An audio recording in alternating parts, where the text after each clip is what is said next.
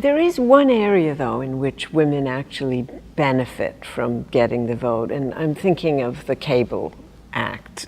Talk to us a little bit about how women's nationality, or her access to keeping her own nationality, actually changes after women get the vote. Sometime in the mid-19th century, we don't know exactly when because it becomes customary practice, when an American-born man, a male citizen, married a foreign woman, under the image of coverture, the foreign woman instantly became an American citizen. He's the head of the household, she's part of his household, she's a citizen. But in the same kind of reasoning, when an American-born citizen woman married a foreign man, she lost her citizenship.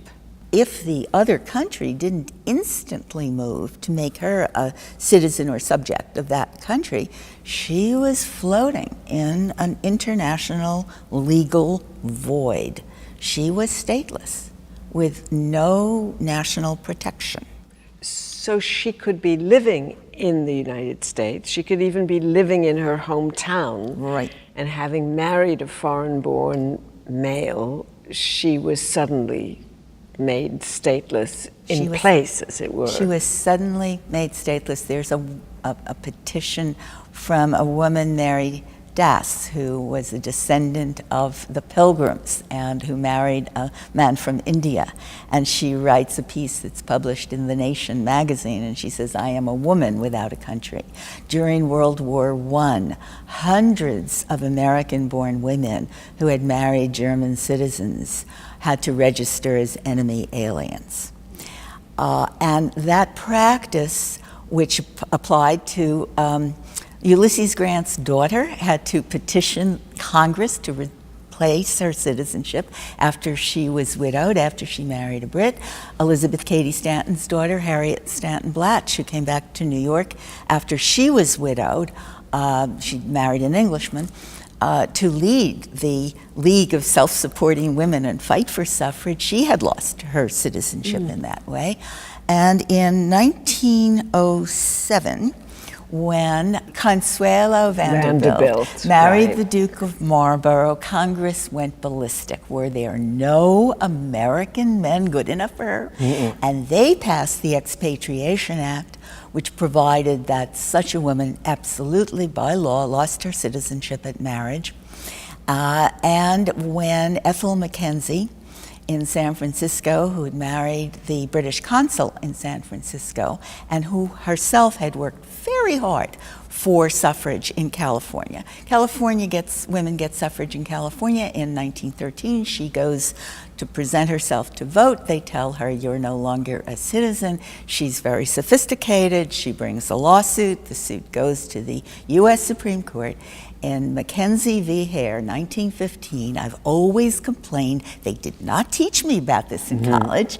1915, the Supreme Court says marriage to a foreign man is voluntary expatriation. Sure. No man ever lost his citizenship by marriage under American law, ever. Hundreds, maybe thousands of American women did.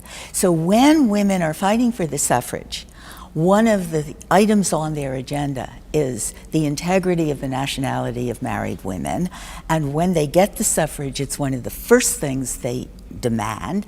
And in the first years after suffrage, when men in Congress think, "Oh, those women aren't going to vote as a bloc, we better do something fast," they pass the Cable Act, which is 1922, and protects the integrity of women who marry foreign men if those foreign men are themselves eligible for naturalization.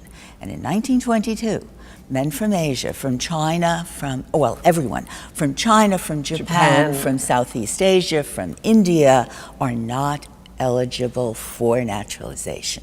So it doesn't fix that at all. And in fact, that is tested in American courts in the course of the 20s and 30s, and they lose. And so only bit by bit in pretty much the era of World War II and after, first when the Chinese are our allies in World War II and this doesn't seem right and so forth, does that piece of that law get fixed?